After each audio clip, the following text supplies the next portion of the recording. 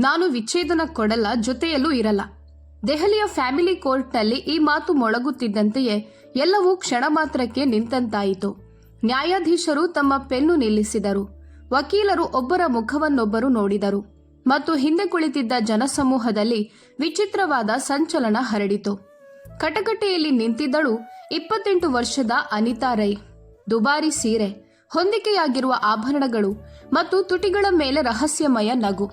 ಅವಳನ್ನು ನೋಡಿದರೆ ಅವಳ ಜೀವನದಲ್ಲಿ ಭೂಕಂಪ ಉಂಟಾಗಿದೆ ಅಂತ ಯಾರೂ ಹೇಳಲಾರರು. ಅವಳ ಎದುರು ನಿಂತಿದ್ದನು ಅವಳ ಪತಿ ದೀಪಕ್ ರೈ. ಕಣ್ಣುಗಳಲ್ಲಿ ಕೆಂಪು, ಮುಖದಲ್ಲಿ ನಿರಾಶೆ. ಅವನು ನ್ಯಾಯಾಧೀಶರ ಮುಂದೆ ಬೇಡಿಕೊಳ್ಳುತ್ತಿದ್ದ, ನ್ಯಾಯಾಧೀಶರೇ, ನಾನು ನನ್ನ ಹೆಂಡತಿಯೊಂದಿಗೆ ಸಂಧಾನ ಮಾಡಲು ಬಯಸುತ್ತೇನೆ. ಆದರೆ ಅವಳು ನನ್ನ ಜೊತೆ ಇರಲು ಬಯಸದಿದ್ದರೆ ದಯವಿಟ್ಟು ನನಗೆ ವಿಚ್ಛೇದನ ಕೊಡಿ. ಈ ಉಸಿರುಗಟ್ಟುವ ಬದುಕಿನಿಂದ ನನಗೆ ಮುಕ್ತಿ ನೀಡಿ. ನ್ಯಾಯಾಧೀಶರು ಅನಿತಾಳನ್ನ ನೋಡುತ್ತಾ ಕೇಳಿದರು, ಶ್ರೀಮತಿ ಅನಿತಾ ರೈ, ನಿಮ್ಗೆ ಏನ್ ಬೇಕು? ಅನಿತಾಳ ತುಟಿಗಳ ಮೇಲೆ ಮತ್ತೆ ಅದೇ ರಹಸ್ಯಮಯ ನಗು ಮೂಡಿತು. ಆತ್ಮವಿಶ್ವಾಸದಿಂದ ನ್ಯಾಯಾಧೀಶರ ಕಣ್ಣಲ್ಲಿ ಕಣ್ಣು ಹಾಕಿ ಅವಳು ಹೇಳಿದಳು, ನ್ಯಾಯಾಧೀಶರೇ, ನಾನಿವರ ಜೊತೆಯಲ್ಲಿ ಇರಲ್ಲ. ಇವರಿಗೆ ವಿಚ್ಛೇದನವೂ ಕೊಡಲ್ಲ. ನ್ಯಾಯಾಧೀಶರ ಮುಖದಲ್ಲಿ ಕೋಪವೂ ಆಶ್ಚರ್ಯವೂ ಒಂದೇ ಸಮಯದಲ್ಲಿ ಕಂಡುಬಂತು. ಶ್ರೀಮತಿ ಅನಿತಾ, ನೀವು ನಿಮ್ಮ ಪತಿಯ ಜೊತೆ ಇರಲು ಬಯಸೋದಿಲ್ಲ, ವಿಚ್ಛೇದನವನ್ನು ಕೊಡಲು ಬಯಸೋದಿಲ್ಲ ಅಂದರೆ ಇದು ಕೋರ್ಟ್. ಇಲ್ಲಿ ಹಾಸ್ಯ ನಡೆಯೋದಿಲ್ಲ. ನಾನು ಯಾವುದೇ ಹಾಸ್ಯ ಮಾಡ್ತಿಲ್ಲ ನ್ಯಾಯಾಧೀಶರೇ. ನನ್ನ ನಿರ್ಧಾರ ಸಂಪೂರ್ಣ ಅಚಲ. ಅನಿತಾಳ ಮಾತು ಕೇಳುತ್ತಿದ್ದಂತೆಯೇ ದೀಪಕ್ ಕಟಕಟೆಯಲ್ಲೇ ಕುಸಿಯುವಂತಾಯಿತು. ಅವನ ಕಣ್ಣಿನಿಂದ ಕಣ್ಣೀರು ಹರಿಯತೊಡಗಿತು. ನ್ಯಾಯಾಧೀಶರಿಗೆ ಇದು ಸಾಮಾನ್ಯ ಪತಿಪತ್ನಿಯ ಜಗಳವಲ್ಲ ಎಂಬುದು ಸ್ಪಷ್ಟವಾಯಿತು. ಇದು ಆಳದಲ್ಲಿ ಯಾವುದೋ ದೊಡ್ಡ ರಹಸ್ಯವನ್ನ ಮರೆಮಾಚಿಕೊಂಡಿರುವ ಒಂದು ಗೂಢ ಪ್ರಶ್ನೆ. ದೀಪಕ್ನ ವಕೀಲ ವರ್ಮಾರವರು ನಿಂತು ಹೇಳಿದರು, ಮೈ ಲಾರ್ಡ್, ಇದು ನನ್ನ ಕ್ಲೈಂಟ್ನ ಮಾನವ ಹಕ್ಕುಗಳ ಉಲ್ಲಂಘನೆ. ಇದು ಮಾನಸಿಕ ಕ್ರೂರತೆಯ ಪರಾಕಾಷ್ಠೆ.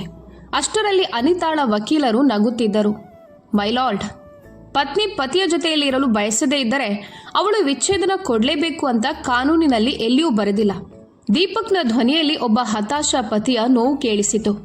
ನ್ಯಾಯಾಧೀಶರೇ, ನಾನು ಇಂದಿಗೂ ಅವಳ ಜೊತೆ ಮನೆ ಕಟ್ಟಲು ಬಯಸುತ್ತೇನೆ. ಅವಳನ್ನು ಮನವೊಲಿಸಲು ಪ್ರಯತ್ನಿಸಿದ್ದೇನೆ. ಅವಳ ತಾಯಿಯೊಂದಿಗೆ ಮಾತನಾಡಿದ್ದೇನೆ. ಬಂಧುಗಳು, ಸ್ನೇಹಿತರ ಮೂಲಕವೂ ಹೇಳಿಸಿದ್ದೇನೆ. ನಾನು ಸಂಧಾನಕ್ಕೆ ಸಿದ್ಧನಿದ್ದೇನೆ. ಆದರೆ ಅವಳು ಕೇಳಲೇ ಸಿದ್ಧವಿಲ್ಲ. ನ್ಯಾಯಾಧೀಶರು ಗೊಂದಲದಲ್ಲಿದ್ದರು. ಒಂದು ಕಡೆ ಸ್ವಾತಂತ್ರ್ಯಕ್ಕಾಗಿ ಬೇಡಿಕೊಳ್ಳುವ ಅಸಹಾಯಕ ವ್ಯಕ್ತಿ, ಇನ್ನೊಂದು ಕಡೆ ಅವನನ್ನು ಕಾಣದ ಸರಪಳಿಯಲ್ಲಿ ಬಂಧಿಸಿಡುವ ರಹಸ್ಯಮಯ ಪತ್ನಿ. ಶ್ರೀಮತಿ ಅನಿತಾ ರೈ, ನಿಮ್ಮ ಪತಿ ನಿಮ್ಮ ಜೊತೆ ಇರಲು ಬಯಸ್ತಿದ್ದಾರೆ. ಹಾಗಾದ್ರೆ ನಿಮ್ಮ ಸಮಸ್ಯೆ ಏನು ಎಂದು ನ್ಯಾಯಾಧೀಶರು ಕೇಳಿದ್ರು.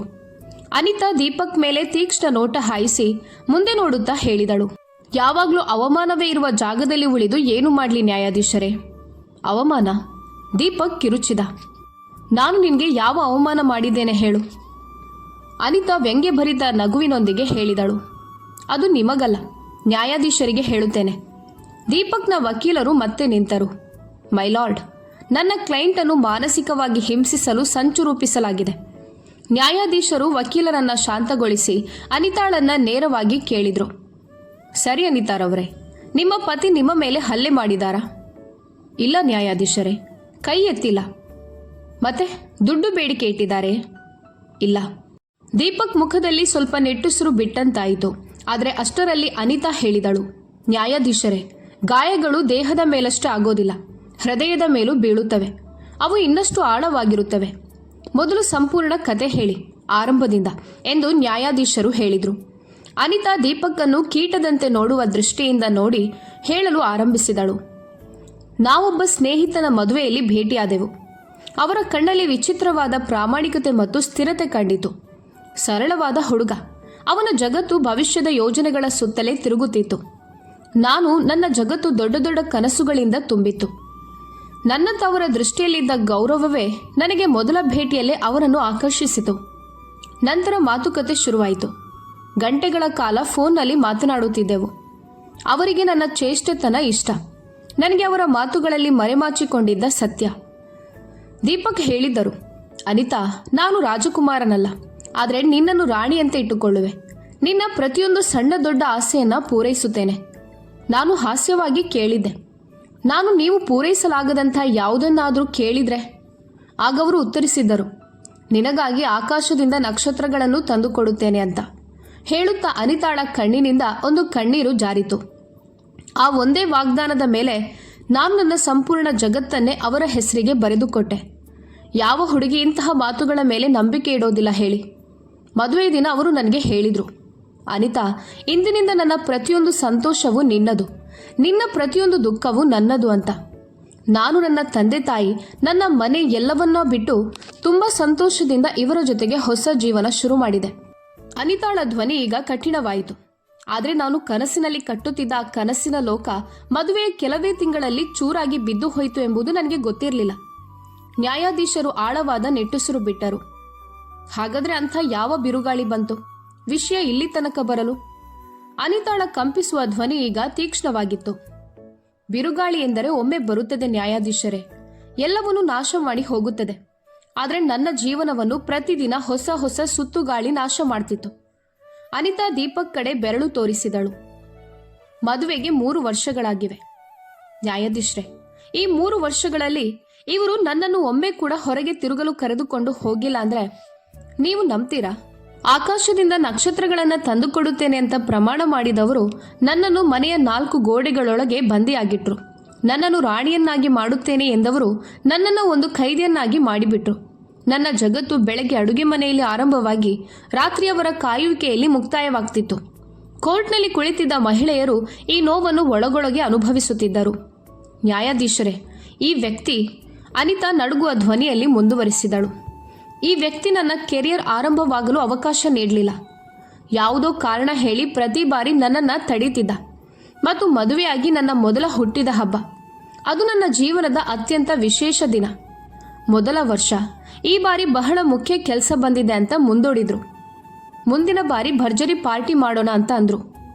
2ನೇ ವರ್ಷ ಅದನ್ನು ಸಂಪೂರ್ಣವಾಗಿ ಮರೆತೇ ಬಿಟ್ರು.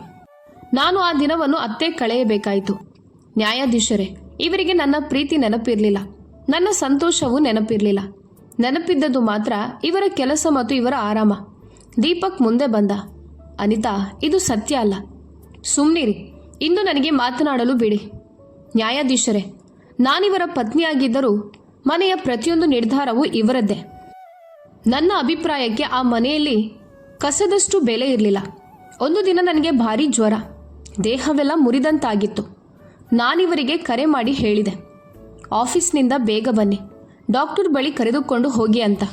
ಆಗ ಇವರು ಏನು ಮಾಡಿದ್ರು ಗೊತ್ತಾ? ತಮ್ಮ ತಾಯಿಗೆ ಕರೆ ಮಾಡಿ ಹೇಳಿದ್ರು, ಅಮ್ಮ, ಅನಿತಾಳನ್ನ ಡಾಕ್ಟರ್ ಬಳಿ ಕರೆದುಕೊಂಡು ಹೋಗಿ ಔಷಧಿ ಕೊಡಿಸಿ ಅಂತ. ಆದರೆ ನ್ಯಾಯಾಧೀಶರೇ, ಇವರ ತಾಯಿ ಏನು ಮಾಡಿದ್ರು ಗೊತ್ತಾ? ಒಂದು ದೇಸಿ ಕಷಾಯ ತಯಾರಿಸಿ ನನಗೆ ಕುಡಿಸಿದ್ರು. ಮಹಾನ್ ಪತಿ ಮತ್ತೆ ಕರೆ ಮಾಡಿ ನನ್ನ ಆರೋಗ್ಯ ಕೇಳುವ ತೊಂದರೆಯನ್ನು ತೆಗೆದುಕೊಳ್ಳಲಿಲ್ಲ. ಕೊನೆಗೆ ನನ್ನ ಅಮ್ಮ ಬಂದರು, ನನ್ನನ್ನು ಡಾಕ್ಟರ್ ಬಳಿ ಕರೆದುಕೊಂಡು ಹೋದರು. ಆಗ ನನಗೆ ಆರಾಮಾಯಿತು. ಅದಾದ್ಮೇಲೂ ನನ್ನ ಅಮ್ಮ ಎಷ್ಟು ಬಾರಿ ಕರೆ ಮಾಡಿ ನನ್ನನ್ನು ವಿಚಾರಿಸಿದ್ರು. ಆದರೆ ನನ್ನ ಪತಿ ಒಂದೇ ಒಂದು ಬಾರಿ ಕೂಡ ಮಾಡಲಿಲ್ಲ. ನೀವೇ ಕೇಳಿ ಇವರನ್ನ. ನನ್ನನ್ನು ಪತ್ನಿಯಂತೆ ಗೌರವಿಸದಿದ್ದರೆ ಯಾಕೆ ನನ್ನೊಂದಿಗೆ ಮದುವೆ ಮಾಡಿ ನನ್ನ ಜೀವನವನ್ನು ಹಾಳು ಮಾಡಿದ್ರು? ಕೋರ್ಟ್ ರೂಮ್ನಲ್ಲಿ ಭಾರಿ ಮೌನ ಆವರಿಸಿತು. ಅನಿತಾಳ ಅಳುವಿನ ಸದ್ದು ಮಾತ್ರ ಆ ಮೌನವನ್ನು ಮುರಿಯುತ್ತಿತ್ತು. ದೀಪಕ್ ಮುಖದ ಬಣ್ಣವೇ ಬದಲಾಗಿತ್ತು. ಎಲ್ಲ ಧೈರ್ಯವನ್ನು ಒಟ್ಟುಗೂಡಿಸಿಕೊಂಡು ಅವನು ಹೇಳಿದ, ನ್ಯಾಯಾಧೀಶರೇ, ಯಾವ ಪತಿ ತನ್ನ ಪತ್ನಿಗೆ ಎಲ್ಲ ಸಂತೋಷ ಕೊಡಲು ಬಯಸೋದಿಲ್ಲ? ದೆಹಲಿಯಲ್ಲಿ ಒಂದೇ ಸಂಬಳ, ಮನೆಯ EMI, ಔಷಧಿ, ದಿನನಿತ್ಯದ ಖರ್ಚು, ಇವೆಲ್ಲದರ ನಡುವೆ ಆಕೆಯ ಎಲ್ಲ ಆಸೆಗಳನ್ನು ನಾನು ಹೇಗೆ ಪೂರೈಸಲಿ? ಅವನ ಧ್ವನಿಯಲ್ಲಿ ಮಧ್ಯಮ ವರ್ಗದ ಮನುಷ್ಯನ ಅಸಹಾಯಕತೆ ಇತ್ತು. ನಾನವಳಿಗೆ ಹೇಳಿದ್ದೆ, ಪ್ರಮೋಷನ್ ಆದ ಕೂಡಲೇ ಮೊದಲು ಅವಳ ಈ ಆಸೆಯನ್ನ ಪೂರೈಸ್ತೇನೆ ಅಂತ. ಅನಿತಾ, ನಿನ್ನ ಜನ್ಮದಿನದಂದು ನಾನು ತಡವಾಗಿ ಬಂದೆ. ಆದರೆ ನಾನು ಹೂಗುಚ್ಛ ಮತ್ತು ನಿನಗೆ ಇಷ್ಟವಾದ ಸಿಹಿ ತಂದುಕೊಟ್ಟೆ. ಅದರೊಳಗೆ ನನ್ನ ಪ್ರೀತಿ ಇತ್ತು. ಆದರೆ ನಿನಗೆ ಆ ಸಿಹಿ ಬೇಡವಾಯಿತು. 5 ಸ್ಟಾರ್ ಹೋಟೆಲ್ನಲ್ಲಿ ಡಿನ್ನರ್ ಬೇಕಾಯಿತು. ಅದು ನನ್ನ ಬಜೆಟ್ನ ಹೊರಗೆ ಇತ್ತು. ಪ್ರೀತಿಯ ಬೆಲೆ ಉಡುಗೊರೆಯ ಗಾತ್ರದಿಂದ ಅಳೆಯಲಾಗುತ್ತದೆಯೇ ನ್ಯಾಯಾಧೀಶರೇ? ಅವನ ಧ್ವನಿ ಕಗ್ಗಂಟಾಯಿತು. ಆ ದಿನ ನಿನ್ನ ಆರೋಗ್ಯ ಹದಗೆಟ್ಟಿದ್ದಾಗ, ಹೌದು, ನಾನು ಬರಲಿಲ್ಲ. ಆಫೀಸ್ನಲ್ಲಿ ಬಹಳ ಮುಖ್ಯವಾದ ಇನ್ಸ್ಪೆಕ್ಷನ್ ಇತ್ತು. ರಜೆ ತೆಗೆದುಕೊಂಡಿದ್ದರೆ ಕೆಲಸವೇ ಹೋಗ್ತಿತ್ತು. ಆ ಕೆಲಸವನ್ನೇ ನಾನು ಮನೆಯ ಹೊಣೆ ಹೊರುವುದಕ್ಕಾಗಿ ಮಾಡ್ತಿದ್ದೆ. ನಾನು ತಾಯಿಗೆ ಕರೆ ಮಾಡಿ ಡಾಕ್ಟರ್ ಬಳಿ ಕರೆದುಕೊಂಡು ಹೋಗಿ ಅಂದೆ. ಅವರು ನಿನಗೆ ಮನೆ ಔಷಧಿ ಕೊಟ್ಟರು. ಅದೇ ಔಷಧಿ ಅವರು ನನಗೆ ಬಾಲ್ಯದಿಂದ ಕೊಡ್ತಾ ಬಂದಿದ್ದಾರೆ. ಇದು ನನ್ನ ತಪ್ಪ? ನಾನು ನನ್ನ ತಾಯಿಯಿಂದ ಸಹಾಯ ಕೇಳಿದ್ದು. ಅವನು ಮುಂದುವರಿಸಿದ, ನ್ಯಾಯಾಧೀಶರೇ, ನಾನು ಆಕಾಶದಿಂದ ನಕ್ಷತ್ರಗಳನ್ನು ತಂದು ಕೊಡಲಿಲ್ಲ. ನಾನೊಬ್ಬ ಸಾಮಾನ್ಯ ಮನುಷ್ಯ. ನನ್ನ ಕುಟುಂಬಕ್ಕೆ ಒಳ್ಳೆಯ ಜೀವನ ಕೊಡಲು ಪ್ರಯತ್ನಿಸ್ತಿದ್ದೆ. ಬಹುಶಃ ನನ್ನ ಪ್ರಯತ್ನಗಳು ಇವರ ನಿರೀಕ್ಷೆಗಳಿಗೆ ಸಾಕಾಗ್ಲಿಲ್ಲ. ಇದೀಗ ಕೋರ್ಟ್ ರೂಮ್ನ ವಾತಾವರಣ ಬದಲಾಗುತ್ತಿತ್ತು. ಕತೆ ಇಷ್ಟು ಸರಳವೂ ಏಕಪಕ್ಷೀಯವೂ ಆಗಿರಲಿಲ್ಲ. ನ್ಯಾಯಾಧೀಶರು ಎಲ್ಲ ಅಂಶಗಳನ್ನು ಆಲೋಚಿಸಿ ಹೇಳಿದ್ರು. ಶ್ರೀಮತಿ ಅನಿತಾ, ಹೊರಗೆ ತಿರುಗಿಸದಿರೋದು, ದುಬಾರಿ ಉಡುಗೊರೆ ಕೊಡದಿರೋದು, ನಿಮ್ಮ ಅಭಿಪ್ರಾಯ ಕೇಳದಿರೋದು ಇವು ನೋವುಂಟು ಮಾಡುವ ಸಂಗತಿಗಳು. ಪತಿ ಪತ್ನಿಯ ನಡುವೆ ಒತ್ತಡ ಉಂಟು ಮಾಡುತ್ತವೆ. ಆದರೆ ಇಷ್ಟೇ ಸಣ್ಣ ಕಾರಣವೇ ನೀವು ನಿಮ್ಮ ಪತಿಯಿಂದ ಸಂಪೂರ್ಣವಾಗಿ ದೂರವಾಗಲು? ಸಂಬಂಧ ಮುರಿಯುವುದು ವಿವೇಕವಲ್ಲ. ಅಷ್ಟರಲ್ಲಿ ಹಿಂದೆಯಿಂದ ಒಂದು ಭಾವನಾತ್ಮಕ ತೀಕ್ಷ್ಣ ಧ್ವನಿ ಮೊಳಗಿತು. ನ್ಯಾಯಾಧೀಶರೇ, ನೀವು ಅನಿತಾಳನ್ನ ತಪ್ಪಾಗಿ ಅರ್ಥ ಮಾಡಿಕೊಂಡಿದ್ದೀರಿ. ಈತನಿಂದ ಅವಳ ಮೇಲೆ ನಡೆದ ದೌರ್ಜನ್ಯದ ಸಂಪೂರ್ಣ ಕಥೆಯನ್ನು ಅವಳು ಇನ್ನೂ ಹೇಳಿಲ್ಲ. ನಾನು ಹೇಳುತ್ತೇನೆ ಎಲ್ಲವನ್ನು. ಎಲ್ಲರ ದೃಷ್ಟಿ ತಿರುಗಿತು. 60 ವರ್ಷದ ಮಹಿಳೆ ಅನಿತಾಳ ತಾಯಿ ಸುಧಾದೇವಿ ಮುಂದೆ ಬರಲು ಪ್ರಯತ್ನಿಸುತ್ತಿದ್ದರು. ಕಣ್ಣಲ್ಲಿ ಕಣ್ಣೀರು, ಮುಖದಲ್ಲಿ ಹೋರಾಟದ ದೃಢತೆ. ಅಧಿಕಾರಿ ತಡೆಯಲು ಯತ್ನಿಸಿದ. ನೀವು ಕುಳಿತುಕೊಳ್ಳಿ, ಕರೆದಾಗ ಬನ್ನಿ. ಆದರೆ ಸುಧಾದೇವಿ ನಿಲ್ಲಲಿಲ್ಲ. ಅನಿತಾ ನನ್ನ ಮಗಳು. ನಾನವಳಿಗೆ ಜನ್ಮ ಕೊಟ್ಟಿದ್ದೀನಿ. ನಾನು ಇನ್ನೂ ಮೌನವಾಗಿರಲಾರೆ. ಅವರ ಧ್ವನಿಯಲ್ಲಿ ಅಸಹ್ಯ ನೋವಿತ್ತು. ಅವರಿಗೆ ಮುಂದೆ ಬರಲು ಬಿಡಿ ಎಂದು ನ್ಯಾಯಾಧೀಶರು ಹೇಳಿದರು. ಸುಧಾದೇವಿ ಕಟಕಟೆಯ ಬಳಿ ಬಂದರು. ಉಸಿರು ವೇಗವಾಗಿತ್ತು. ನ್ಯಾಯಾಧೀಶರೇ, ನನ್ನ ಮಗಳು ಈ ಕುತಂತ್ರಿಯ ಸಂಪೂರ್ಣ ಸತ್ಯವನ್ನ ಹೇಳಿಲ್ಲ. ಅಸಲಿ ಅವಮಾನವನ್ನ ನನ್ನ ಮಗಳು ಅನುಭವಿಸಿದ್ದಾಳೆ. ನಮ್ಮ ಕುಟುಂಬದಲ್ಲಿ ಮದುವೆ ಸಮಾರಂಭ ಬಂದಾಗ್ಲೆಲ್ಲ ಈ ಸಾಹೇಬ್ರು ಹೋಗ್ತಿರ್ಲಿಲ್ಲ. ನನ್ನ ಮಗಳು ಒಬ್ಳೇ ಹೋಗ್ತಿದ್ಲು. ಎಲ್ರೂ ಕೇಳ್ತಿದ್ರು, ನಿನ್ನ ಗಂಡ ಎಲ್ಲಿ ಅಂತ. ಎಲ್ಲರೂ ಕೇಳಿದಾಗ ಏನು ಉತ್ತರ ಕೊಡ್ತಿದ್ಲು ಅವಳು? ಪಾಪ, ತಲೆ ತಗ್ಗಿಸಿ ನಿಂತುಕೊಳ್ತಿದ್ಲು. ಇದು ಮಾನಸಿಕ ಹಿಂಸೆ ಅಲ್ವಾ? ದೀಪಕ್ ತಕ್ಷಣ ಪ್ರತಿರೋಧಿಸಿದ. ನ್ಯಾಯಾಧೀಶರೇ, ನಾನೆಂದಿಗೂ ಹೋಗ್ಲಿಲ್ಲ ಎಂದಲ್ಲ. ಒಂದು ಬಾರಿ ಅನಿತಾಳ ಚಿಕ್ಕಪ್ಪನ ಮಗನ ಮದುವೆಗೆ ಹೋಗಲಾಗ್ಲಿಲ್ಲ. ಕಂಪನಿಯಲ್ಲಿ ವರ್ಷದ ಅತಿ ದೊಡ್ಡ ಆಡಿಟ್ ಇತ್ತು. ನಾನಲ್ಲಿರೋದು ಬಹಳ ಮುಖ್ಯವಾಗಿತ್ತು. ನಾನು ಅನಿತಾಳಿಗೆ ವಿವರಿಸಿದ್ದೆ. ಕೆಲಸ ಇಲ್ಲದಿದ್ರೆ ಮನೆ ಹೇಗೆ ನಡೆಯುತ್ತದೆ? ಸುಧಾದೇವಿ ಇನ್ನಷ್ಟು ಕೋಪಗೊಂಡರು. ಮದುವೆ ಬಿಡಿ ನ್ಯಾಯಾಧೀಶರೇ, ಅನಿತಾಳ ತಂದೆ ತೀರಿಕೊಂಡಾಗ್ಲೂ ಈತನಿಲ್ಲ. ನಮ್ಮ ಜಗತ್ತು ಕುಸಿದು ಬಿಟ್ಟಿತ್ತು. ನನ್ನ ಮಗಳಿಗೆ ಆ ಸಮಯದಲ್ಲಿ ಆಧಾರ ಬೇಕಿತ್ತು. ಆದರೆ ಇವರು ಕೆಲಸದಲ್ಲೇ ಸಿಲುಕಿಕೊಂಡಿದ್ರು. ನಾವು ಫೋನ್ ಮಾಡಿ ಸುದ್ದಿ ಕೊಟ್ಟೆವು. ಇವರು ಬಂದಾಗ ಅಂತ್ಯಕ್ರಿಯೆಯು ಮುಗಿದು ಹೋಗಿತ್ತು. ಅಂತ್ಯಕ್ರಿಯೆಯ 4 ಗಂಟೆಗಳ ನಂತರ ಬಂದ್ರು. ಇದೇನೋ ಗಂಡನ ಬೆಂಬಲ? ಕೋರ್ಟ್ ರೂಮ್ನ ಮೌನ ಇನ್ನಷ್ಟು ಗಾಢವಾಯಿತು. ಅನಿತಾಳ ಕಣ್ಣೀರಿನ ಧಾರೆ ಹರಿಯುತ್ತಿತ್ತು. ಅವಳು ಅಳುತ್ತಾ ಹೇಳಿದಳು, ಹೌದು ನ್ಯಾಯಾಧೀಶ್ರೇ, ಆ ದಿನ ನನಗೆ ಅನಿಸಿತು ನನ್ನ ಜಗತ್ತಿನಲ್ಲಿ ನನಗಾಗಿ ಯಾರೂ ಇಲ್ಲ ಅಂತ. 7 ಸುತ್ತಿನಲ್ಲಿ ಪ್ರತಿಯೊಂದು ದುಃಖ ಸಂತೋಷದಲ್ಲಿ ಜೊತೆಯಾಗಿರುವೆ ಅಂತ ಪ್ರಮಾಣ ಮಾಡಿದವನು ನನ್ನ ಜೀವನದ ಅತಿ ದೊಡ್ಡ ದುಃಖದಲ್ಲಿ ಕಾಣೆಯಾಗಿದ್ದ. ಆ ಖಾಲಿತನ, ಆ ಏಕಾಂಗಿ ನೋವು ನಾನೆಂದಿಗೂ ಮರೆಯಲಾರೆ. ನ್ಯಾಯಾಧೀಶರು ಗಂಭೀರವಾಗಿ ದೀಪಕ್ನನ್ನು ನೋಡಿದರು. ಮಿಸ್ಟರ್ ದೀಪಕ್, ಇದಕ್ಕೆ ನೀವೇನ್ ಹೇಳ್ತೀರಿ? ದೀಪಕ್ ಮುಖ ಕುಸಿದಿತ್ತು. ಹೃದಯದೊಳಗಿನ ಬಿರುಗಾಳಿಯನ್ನ ತಡೆದುಕೊಳ್ಳುತ್ತಾ ನೋವಿನಿಂದ ಹೇಳಿದ. ನ್ಯಾಯಾಧೀಶರೇ, ನಾನಲ್ಲಿ ಇರಲಿಲ್ಲ, ಇದು ಸತ್ಯ. ಆದ್ರೆ ನಾನು ಪ್ರಯತ್ನಿಸಲಿಲ್ಲ ಎನ್ನುವುದು ಸುಳ್ಳು. ಅನಿತಾಳ ತಂದೆ ತೀರಿಕೊಂಡ ಸುದ್ದಿ ತಿಳಿದ ಕ್ಷಣ ನನ್ನ ಕಾಲಿನ ಕೆಳಗಿಂದ ನೆಲ ಜಾರಿದಂತಾಯಿತು. ಅವನ ಧ್ವನಿ ಒಡೆದಿತ್ತು. ಕಣ್ಣೀರು ಕಣ್ಣಿನಿಂದ ಜಾರಿತು. ನನ್ನ ತಂದೆ ನಾನು ಚಿಕ್ಕವನಾಗಿದ್ದಾಗಲೇ ತೀರಿಕೊಂಡ್ರು. ತಂದೆಯ ಪ್ರೀತಿ ಹೇಗಿರುತ್ತೆ ಅಂತ ನನಗೆ ಗೊತ್ತೇ ಇಲ್ಲ. ಮದುವೆಯ ನಂತರ ನನ್ನ ಮಾವನಲ್ಲೇ ನಾನು ತಂದೆಯನ್ನು ಕಂಡೆ. ಅವರು ನನ್ನನ್ನು ಮಗನಿಗಿಂತ ಹೆಚ್ಚಾಗಿ ಪ್ರೀತಿಸ್ತಿದ್ರು. ಸುದ್ದಿ ತಿಳಿದ ಕೂಡಲೇ ಪ್ರತಿಯೊಂದು ಟ್ರಾವೆಲ್ ವೆಬ್ಸೈಟ್, ಪ್ರತಿಯೊಂದು ಏರ್ಲೈನ್ ಪರಿಶೀಲಿಸಿದೆ. ಒಂದೇ ಒಂದು ಫ್ಲೈಟ್ ಸಿಗಲಿಲ್ಲ. ನಿರಾಶನಾಗಿ ಮೊದಲು ಸಿಕ್ಕ ಟ್ರೈನ್ಗೆ ಓಡಿ ಹತ್ತಿದೆ. ಆದರೆ ತುಂಬ ತಡವಾಗಿತ್ತು. ಅವನು ಅಳುತ್ತಾ ಹೇಳಿದ, ನಂಬಿ ನ್ಯಾಯಾಧೀಶರೇ, ಆ ದಿನ ತಂದೆಯನ್ನು ಕಳೆದುಕೊಂಡಿದ್ದು ಅನಿತಾ ಮಾತ್ರ ಅಲ್ಲ, ನಾನು ನನ್ನ ತಂದೆಯನ್ನು ಮತ್ತೊಮ್ಮೆ ಕಳೆದುಕೊಂಡೆ. ಅವರ ಅಂತಿಮ ದರ್ಶನಕ್ಕೂ ನನಗೆ ಅವಕಾಶ ಸಿಗಲಿಲ್ಲ. ಈ ನೋವು ಇಂದಿಗೂ ನನ್ನ ಹೃದಯದಲ್ಲಿದೆ. ನ್ಯಾಯಾಧೀಶರು ಅವನ ಅಸಹಾಯಕತೆಯನ್ನು ಅರ್ಥ ಮಾಡಿಕೊಂಡರು. ಆದರೆ ಸುಧಾದೇವಿಯ ಮುಖ ಎಳ್ಳಷ್ಟು ಮೃದುವಾಗಲಿಲ್ಲ. ನೋಡಿ ನ್ಯಾಯಾಧೀಶರೇ, ಮತ್ತೆ ಅದೇ ಮೊಸಳೆ ಕಣ್ಣೀರು. ಪ್ರತಿ ಬಾರಿ ಕತೆ ಕಟ್ಟಿಕೊಂಡು ತಾನು ಪಾಪದವನಂತೆ ತೋರಿಸಿಕೊಳ್ಳುತ್ತಾನೆ. ಸರಿ, ಆ ದಿನ ಅಸಹಾಯಕತೆ ಇತ್ತು ಅಂತ ಒಪ್ಪಿಕೊಂಡೆವು. ಆದರೆ ಪ್ರತಿದಿನ ನನ್ನ ಮಗಳು ಅನುಭವಿಸುವ ಯಾತನೆ, ಹಗಲು ರಾತ್ರಿ ತಿರಸ್ಕಾರದ ಮಾತುಗಳು, ಅದರ ಉತ್ತರ ಯಾರು ಕೊಡುತ್ತಾರೆ? ನೀವು ನಂಬಲಾರಿರಿ ನ್ಯಾಯಾಧೀಶರೇ, ನನ್ನ ಮಗಳಿಗೆ ಏನೆಲ್ಲ ಕೇಳಿಸಿಕೊಳ್ಬೇಕಾಗ್ತಿತ್ತು ಅವಳ ಅತ್ತೆ ಮನೆಯಲ್ಲಿ. ನೀನು ಹೆಣ್ಣಾಗಿಯೂ ಮನೆ ನೋಡಿಕೊಳ್ಳಲಾರೆ, ಅಡುಗೆ ಸರಿಯಾಗಿಲ್ಲ, ಮಗುವಿನ ಕಾಳಜಿ ತೆಗೆದುಕೊಳ್ಳಲಾರೆ. ಇಂತಹ ಸಾವಿರಾರು ತಿರಸ್ಕಾರಗಳನ್ನು ಕೇಳಿ ಕೇಳಿ ನನ್ನ ಮಗಳ ಹೃದಯ ಕಲ್ಲಾಗಿ ಬಿಟ್ಟಿದೆ. ಮತ್ತು ಅವಳು ಬಿಸ್ನೆಸ್ ಆರಂಭಿಸುವ ಕನಸು ಕಂಡಾಗ ಈ ವ್ಯಕ್ತಿ ಆ ಕನಸನ್ನೇ ತುಳಿದು ಹಾಕಿದ. ನ್ಯಾಯಾಧೀಶರು ನೋಡುತ್ತಿದ್ದರು. ಅನಿತಾಳ ತಾಯಿ ಒಂದೊಂದಾಗಿ ದೀಪಕ್ ವಿರುದ್ಧದ ಎಲ್ಲಾ ದೂರುಗಳನ್ನ ಹೇಳುತ್ತಿದ್ದಳು. ಅವುಗಳನ್ನು ಅನಿತಾ ಬಹುಶಃ ಮರೆತಿದ್ದಳು. ಆದರೆ ತಾಯಿಯ ಮಾತುಗಳೊಂದಿಗೆ ಅನಿತಾ ಎಲ್ಲವನ್ನು ನೆನೆದು ಅಳುತ್ತಿದ್ದಳು. ಅನಿತಾಳ ಗಲ್ಲಗಳು ಕಣ್ಣೀರಿನಿಂದ ನೆನೆದಿದ್ದವು. ಅವಳು ಅಳುತ್ತಾ ಹೇಳಿದಳು, ನ್ಯಾಯಾಧೀಶರೇ, ಮದುವೆಯ ನಂತರವೂ ನನ್ನ ಕನಸುಗಳನ್ನು ಪೂರೈಸುತ್ತೇನೆ ಎಂದುಕೊಂಡಿದ್ದೆ. ಆದರೆ ನನಗೆ ಸ್ಪಷ್ಟವಾಗಿ ಹೇಳಲಾಯಿತು, ನೀನು ಮನೆ ಮತ್ತು ಮಕ್ಕಳು ನೋಡಿಕೊಳ್ಬೇಕು, ಬಿಸ್ನೆಸ್ ಅಲ್ಲ ಅಂತ. ನನ್ನ ಕನಸುಗಳಿಗೆ ಯಾವ ಬೆಲೆಯೂ ಉಳಿಯಲಿಲ್ಲ. ನ್ಯಾಯಾಧೀಶರು ಗಮನದಿಂದ ದೀಪಕ್ ಕಡೆ ನೋಡಿದರು. ಇದು ನಿಜನಾ ಮಿಸ್ಟರ್ ದೀಪಕ್? ಅವರು ಬಿಸ್ನೆಸ್ ಮಾಡಲು ಬಯಸುತ್ತಿದ್ದರೆ ಅದರಲ್ಲಿ ಏನಾದರೂ ತಪ್ಪಿತ್ತಾ? ದೀಪಕ್ ತಕ್ಷಣ ತಲೆ ಎತ್ತಿದ. ಧ್ವನಿ ಕಲುಷಿತವಾಗಿದ್ದರೂ ದೃಢವಾಗಿತ್ತು. ಇಲ್ಲ ನ್ಯಾಯಾಧೀಶರೇ, ನಾನವಳನ್ನ ಎಂದಿಗೂ ತಡೆಯಲಿಲ್ಲ. ನಮ್ಮ ಮಗಳಿಗೆ ಟೈಫಾಯ್ಡ್ ಆಗಿತ್ತು. ಅವಳು ಸಾಕಷ್ಟು ದಿನಗಳಿಂದ ಅಸ್ವಸ್ಥಳಾಗಿದ್ದಳು. ನಾನು ಕೇವಲ ಇಷ್ಟು ಮಾತ್ರ ಹೇಳಿದ್ದೆ, ಅವಳ ಆರೋಗ್ಯ ಸರಿಯಾಗುವವರೆಗೆ ಸ್ವಲ್ಪ ಸಮಯ ಕಾಯೋಣ ಅಂತ. ನಾನು ತಿಳಿದಿದ್ದೆ ಅವಳು ಎರಡೂ ಕಡೆ ಗಮನ ಕೊಡಲು ಸಾಧ್ಯವಾಗೋದಿಲ್ಲ. ಆದ್ದರಿಂದ 2-3 ತಿಂಗಳು ಕಾಯಲು ಹೇಳಿದ್ದೆ. ನಾನು ಅನಿತಾಳಿಗೆ ಹೇಳಿದ್ದೆ, ಮಗಳು ಸಂಪೂರ್ಣವಾಗಿ ಗುಣಮುಖವಾದ ನಂತರ ನಾನು ಸ್ವತಃ ಅವಳ ಕನಸುಗಳನ್ನು ಪೂರೈಸಲು ಸಹಾಯ ಮಾಡುತ್ತೇನೆ ಅಂತ. ಮತ್ತೆ ನನ್ನ ತಾಯಿಯ ವಿಷಯಕ್ಕೆ ಬಂದರೆ, ನ್ಯಾಯಾಧೀಶರೇ, ಡಾಕ್ಟರ್ ಮಗುವಿಗೆ ಹೊರಗಿನ ಆಹಾರ ಕೊಡಬಾರ್ದು ಅಂತ ಹೇಳಿದ್ದಾರೆ. ಅಮ್ಮ ಕೇವಲ ಮನೆಯ ಒಳ್ಳೆಯ ಆಹಾರ ಕೊಡಿ ಅಂತ ಎನ್ನುತ್ತಿದ್ದರು.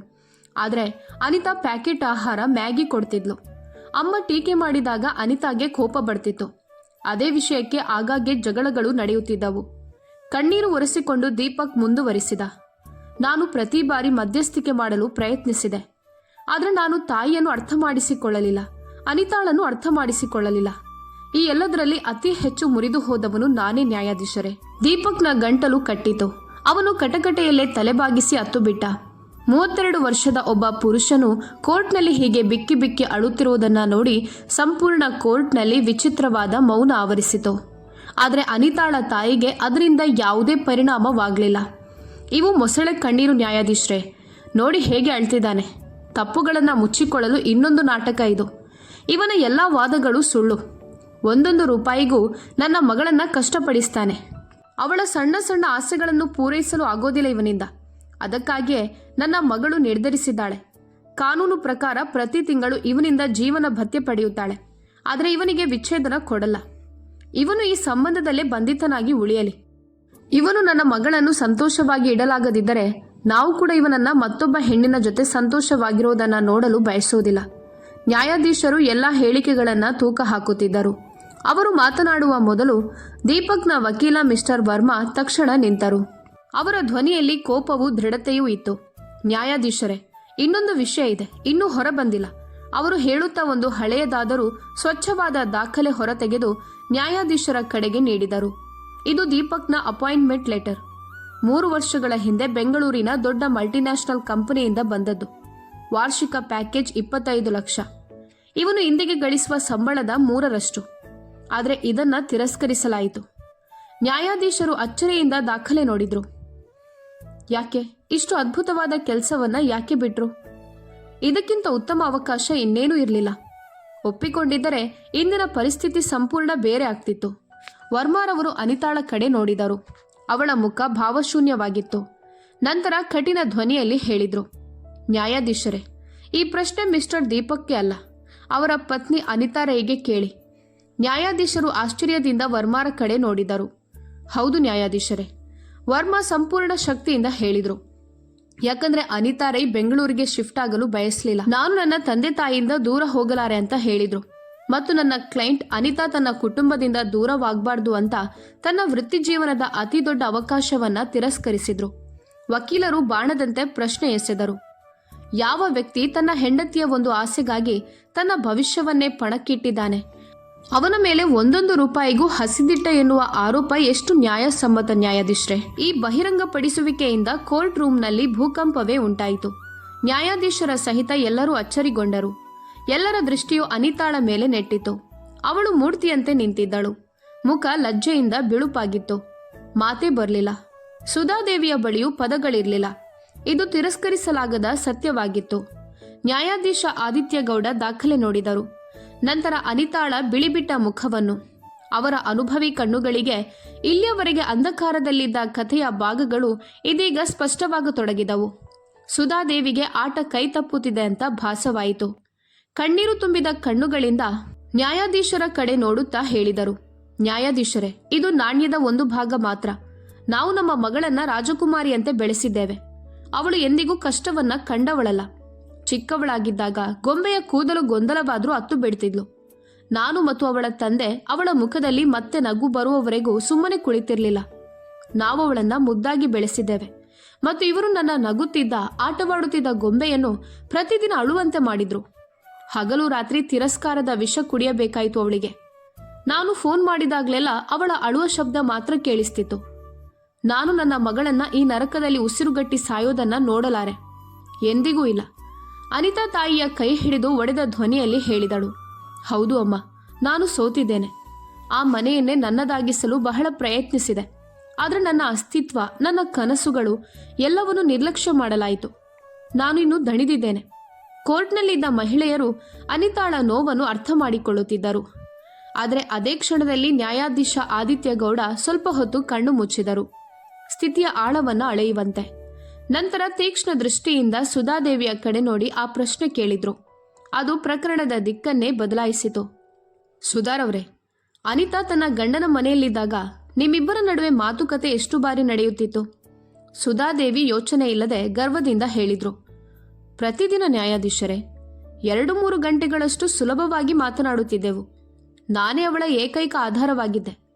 ನ್ಯಾಯಾಧೀಶರು ಮುಂದಿನ ಪ್ರಶ್ನೆ ಎಸೆದರು, ಆ ಸಮಯದಲ್ಲಿ ಮನೆಯಲ್ಲೇನು ಅಡುಗೆ ಆಗಿದೆ ಎಂಬುದು ನಿಮಗೆ ಗೊತ್ತಾಗ್ತಿತ್ತಾ? ಹೌದು, ಖಂಡಿತ. ನನ್ನ ಮಗಳು ನನ್ನಿಂದ ಏನೂ ಮರೆ ಮಾಡೋದಿಲ್ಲ ಎಂದು ಸುಧಾದೇವಿ ಹೇಳಿದ್ರು. ತಾವು ಬಲೆಗೆ ಬೀಳುತ್ತಿದ್ದಾರೆ ಎಂಬುದನ್ನು ಅರಿಯದೆಯೇ ಮತ್ತೊಂದು ಪ್ರಶ್ನೆ ಕೇಳಲಾಯಿತು. ಅತ್ತೆ ಸೊಸೆ ನಡುವೆ ಸಣ್ಣ ಜಗಳವಾದರೂ ಅದರ ಸುದ್ದಿ ಕೂಡ ತಕ್ಷಣ ನಿಮಗೆ ಬರುತ್ತಿತ್ತಾ? ಹೌದು ನ್ಯಾಯಾಧೀಶರೇ. ನನ್ನ ಪಾಪದ ಮಗಳು ಹೃದಯದ ನೋವನ್ನು ಯಾರಿಗೆ ಹೇಳ್ತಾಳೆ? ಅಂದು ನ್ಯಾಯಾಧೀಶರ ಧ್ವನಿಯಲ್ಲಿ ಕಠಿಣತೆ ಮೂಡಿತು. ಅಂದ್ರೆ ನೀವು ನಿಮ್ಮ ಮಗಳ ಅತ್ತೆ ಮನೆಯ ಪ್ರತಿಯೊಂದು ಕ್ಷಣದ ಮೇಲೂ ನಿಗಾ ಇಟ್ಟಿದ್ರಿ. ಅಡುಗೆ ಮನೆಯ ಸಣ್ಣ ಜಗಳದಿಂದ ಹಿಡಿದು ಕೊಠಡಿಯಲ್ಲಿ ಗಂಡ ಹೆಂಡತಿಯ ಖಾಸಗಿ ಮಾತುಗಳವರೆಗೂ. ನ್ಯಾಯಾಧೀಶರು ಅತಿ ತೀಕ್ಷ್ಣವಾದ ಪ್ರಶ್ನೆ ಕೇಳಿದ್ರು. ಸುಧಾರವ್ರೆ, ನೀವು ನಿಮ್ಮ ಮಗಳನ್ನ ಮುದ್ದಾಗಿ ಬೆಳೆಸಿದ್ರಿ, ಭರ್ಜರಿಯಾಗಿ ವಿದಾಯ ಮಾಡಿದ್ರಿ, ಇದು ಎಲ್ರಿಗೂ ಗೊತ್ತು. ಆದರೆ ನೀವು ಅವಳನ್ನು ಮಾನಸಿಕವಾಗಿ ಅವಳ ಗಂಡನ ಮನೆಯ ಸದಸ್ಯಳಾಗಲು ಬಿಟ್ಟಿದ್ದೀರಾ ಅಥವಾ ಅವಳನ್ನು ನಿಮ್ಮದೇ ಅಂಗಳದ ರಾಜಕುಮಾರಿಯನ್ನಾಗಿ ಇಟ್ಟುಕೊಂಡ್ರಾ? ಈ ಪ್ರಶ್ನೆಯಲ್ಲ, ಒಂದು ಕನ್ನಡಿ. ಅದರಲ್ಲಿ ಸುಧಾದೇವಿಗೆ ತಮ್ಮ ಕ್ರೂರ ಮತ್ತು ಸ್ವಾರ್ಥಿ ಮುಖ ಕಾಣಿಸಿತು. ಅವರು ಕೋಪದಿಂದ ತಿರುಗಿ ಬಿದ್ದರು. ನ್ಯಾಯಾಧೀಶ್ರೇ, ನೀವೇನ್ ಹೇಳ್ತಿದ್ದೀರಿ? ನಾನವಳ ತಾಯಿ. ನಾನವಳನ್ನ ಉಸಿರುಗಟ್ಟು ಸಾಯಲು ಬಿಡುತ್ತೇನಾ? ನ್ಯಾಯಾಧೀಶರು ಶಾಂತವಾಗಿ ಹೇಳಿದ್ರು. ಸುಧಾರವ್ರೆ, ಮಗಳು ತನ್ನ ದುಃಖವನ್ನ ತಾಯಿಗೆ ಹೇಳೋದು ತಪ್ಪಲ್ಲ. ಆದರೆ ಪ್ರಶ್ನೆ ಇದು, ಆ ದುಃಖ ನಿಜವಾಗಿಯೂ ಯಾವುದು? ಅವರು ತೀಕ್ಷ್ಣ ದೃಷ್ಟಿಯನ್ನ ಇಬ್ಬರ ಮೇಲೂ ನೆಟ್ಟರು. ದೀಪಕ್ ಆಫೀಸ್ನಿಂದ ತಡವಾಗಿ ಬಂದನು. ಇದು ಒಂದು ಘಟನೆ, ದುಃಖವಲ್ಲ. ಅತ್ತೆ ಅಡುಗೆಯಲ್ಲಿ ದೋಷ ಹುಡುಕಿದ್ರು. ಇದು ತಕರಾರು, ದೌರ್ಜನ್ಯವಲ್ಲ. ಜನ್ಮದಿನಕ್ಕೆ ದುಬಾರಿ ಉಡುಗೊರೆ ಸಿಗ್ಲಿಲ್ಲ. ಇದು ನಿರೀಕ್ಷೆ ಮುರಿಯುವಿಕೆ, ಸಂಬಂಧ ಮುರಿಯುವಿಕೆ ಅಲ್ಲ. ನೀವು ಪ್ರತಿದಿನ ನಿಮ್ಮ ಮಗಳ ಜೊತೆ 3 ಗಂಟೆಗಳಷ್ಟು ಮಾತನಾಡಿದ್ದೀರಿ. ಪ್ರತಿ ಸಣ್ಣ ವಿಷಯವನ್ನು ದೊಡ್ಡ ದುಃಖವನ್ನಾಗಿ ಮಾಡಿದ್ದೀರಿ. ಪ್ರತಿ ಸಣ್ಣ ತಕರಾರನ್ನು ದೌರ್ಜನ್ಯ ಅಂತ ಕರೆಯುತ್ತಿದ್ದೀರಿ. ನೀವು ಆ ಸಣ್ಣ ವಿಷಯಗಳನ್ನು ಕೇಳದೇ ಇದ್ರೆ, ಅನಿತಾ ಅವುಗಳನ್ನು ಹೇಳದೇ ಇದ್ರೆ 2-4 ದಿನಗಳಲ್ಲಿ ಅವು ತಾನಾಗೇ ಮರೆತು ಹೋಗ್ತಿತ್ತು. ಮನೆಯವರು ಮತ್ತೆ ಒಂದಾಗ್ತಿದ್ರು. ಆದರೆ ನೀವು ಹಾಗೆ ಆಗಲು ಬಿಡಲಿಲ್ಲ. ನಿಮ್ಮ ಮಾತುಗಳು ಸಣ್ಣ ಕಿಡಿಯನ್ನು ಇಷ್ಟು ಸಿಡಿಯುವಂತೆ ಮಾಡಿತು. ಅದು ಬೆಂಕಿಯಾಗಿ ಬದಲಾಗಿದೆ. ಅನಿತಾಳ ದೃಷ್ಟಿಯಲ್ಲಿ ಅವಳ ಗಂಡನ ಮನೆಯವರು ಅಪರಾಧಿಗಳಾಗಿ ಕಾಣಲು ಆರಂಭಿಸಿದ್ರು. ಅವಳು ತಾನೇ ಬಲಿಯಾದವಳು ಎಂದುಕೊಂಡಳು. ನೀವು ಅರಿಯದೆ ನಿಮ್ಮ ಮಗಳ ಮನಸ್ಸಿನಲ್ಲಿ ಈ ಭಾವನೆ ತುಂಬಿದ್ರಿ. ಅವಳ ಗಂಡನ ಮನೆ ನರಕ, ಅವಳ ಗಂಡ ಕ್ರೂರಿ. ಸುಧಾದೇವಿ ನಡುಗುತ್ತಿದ್ದರು. ನಾನು ಅವಳ ಜೊತೆಯಲ್ಲೇ ಇದ್ದೆ ಅಷ್ಟೇ. ಇಲ್ಲ. ನ್ಯಾಯಾಧೀಶರು ಕಠಿಣರಾದರು. ಇದು ಜೊತೆಯಾಗಿರಲಿಲ್ಲ, ಇದು ವಿಷ ತುಂಬುವ ಕೆಲಸ. ನೀವು ನಿಮ್ಮ ಮಗಳ ಸಂಬಂಧದಲ್ಲಿ ಕರಗಿಸಿದ ಒಂದು ಸಿಹಿ ವಿಷ. ವಿವಾಹದ ಸಸ್ಯವನ್ನು ಪತಿ ಪತ್ನಿಯ ನಂಬಿಕೆ ಮತ್ತು ಅರ್ಥ ಮಾಡಿಕೊಳ್ಳುವಿಕೆಯಿಂದ ನೀರಾಡಿಸಬೇಕು.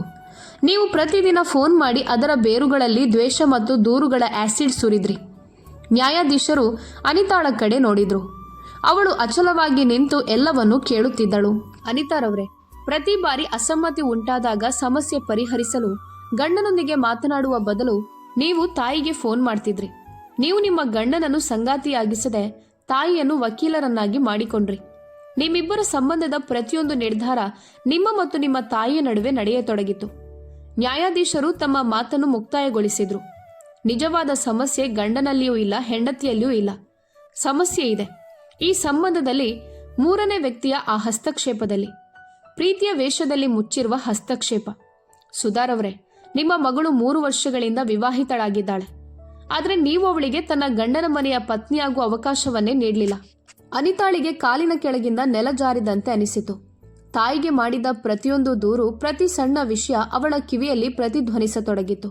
ಇಂದು ಮೊದಲ ಬಾರಿ ಅವಳಿಗೆ ಅರಿವಾಯಿತು, ತಾನೇ ತನ್ನ ಕೈಗಳಿಂದ ತನ್ನ ಮನೆಯ ಅಡಿಪಾಯದಲ್ಲಿ ಡೈನಾಮೈಟ್ ಇಟ್ಟಿದ್ದಾಳೆ ಎಂದು. ಪೂರ್ಣ ಕೋರ್ಟ್ನಲ್ಲಿ ಮೌನ ಆವರಿಸಿತು. ಅಷ್ಟರಲ್ಲಿ ಹಿಂದೆಯಿಂದ ನಿಧಾನವಾಗಿ ಚಪ್ಪಾಳೆ ಮೊಳಗಿತು. ನೋಡುತ್ತಲೇ ಸಂಪೂರ್ಣ ಕೋರ್ಟ್ ರೂಮ್ ಚಪ್ಪಾಳೆಗಳ ಗರ್ಜನೆಯಿಂದ ತುಂಬಿತು. ಆ ಚಪ್ಪಾಳೆಗಳು ನ್ಯಾಯಾಧೀಶರ ವಿಶ್ಲೇಷಣೆಗೆ, ಆ ಕಹಿ ಸತ್ಯಕ್ಕೆ, ಇಂದು ಎಲ್ಲರೂ ಅನುಭವಿಸುತ್ತಿದ್ದ ಸತ್ಯಕ್ಕೆ. ನ್ಯಾಯಾಧೀಶರು ತಮ್ಮ ತೀರ್ಪನ್ನು ಓದಲು ಪ್ರಾರಂಭಿಸಿದರು. ನ್ಯಾಯಾಲಯವು 2 ಪಕ್ಷಗಳನ್ನು ಆಲಿಸಿದೆ. ಸಂಬಂಧದಲ್ಲಿ ಕಹಿತನ ಇದೆ, ಇದು ಸ್ಪಷ್ಟ. ಆದರೆ ವಿಚ್ಛೇದನ ಯಾವುದೇ ಸಮಸ್ಯೆಗೆ ಕೊನೆಯ ಪರಿಹಾರವಾಗಬೇಕು, ಮೊದಲದ್ದು ಅಲ್ಲ. ಆದ್ದರಿಂದ ಈ ನ್ಯಾಯಾಲಯ ಒಂದು ವೈವಾಹಿಕ ಪ್ರಯೋಗವನ್ನು ಆದೇಶಿಸುತ್ತದೆ. ಎಲ್ಲರ ಮುಖದಲ್ಲೂ ಆಶ್ಚರ್ಯ. ವೈವಾಹಿಕ ಪ್ರಯೋಗ ಅದೇನು? ನ್ಯಾಯಾಧೀಶರು ಮುಂದುವರಿಸಿದರು. ಈ ಪ್ರಯೋಗ ಪೂರ್ಣ 1 ತಿಂಗಳು ನಡೆಯುತ್ತದೆ ಮತ್ತು ಇದಕ್ಕೆ ಕೆಲವು ಕಠಿಣ ನಿಯಮಗಳು ಇರುತ್ತವೆ.